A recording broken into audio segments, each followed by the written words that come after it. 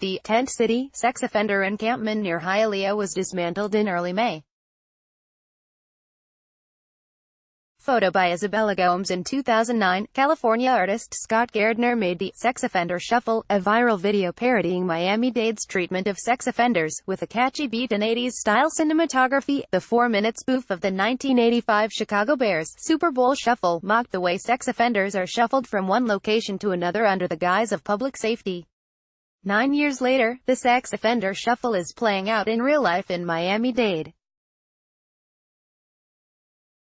After being forced to leave a long-time encampment near Hialeah, a group of homeless sex offenders was kicked out of its new location near the airport over the weekend. There's no solution, says Frank Diaz, a pastor who ministers to the affected offenders. They're just sweeping them from one place to another. The evictions date back to March, when the county gave notice to about 100 homeless sex offenders living at an encampment alongside railroad tracks near Hialeah that they had until May 6 to vacate the area. The American Civil Liberties Union (ACLU) and Legal Services of Greater Miami filed a lawsuit challenging the county's overnight camping ordinances but lost their first court hearing. The residents of Tent City were forced to leave in early May. After the hearing, the offender's lawyer, Jeffrey Hearn, accurately predicted the decision would simply create new encampments of homeless sex offenders. They'll most likely be relocating to another street corner, Hearn told the Miami Herald. So in mid-May, a group of former Tent City residents moved to a location off NW 37th Avenue just northeast of Miami International Airport.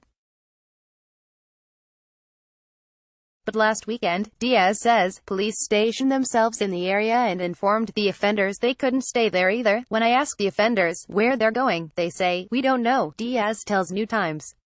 They've been split up as the Tent City that we saw, and now there's like 4 different locations where they're residing. Many critics, including the ACLU, say the county's restrictive residency requirements are to blame.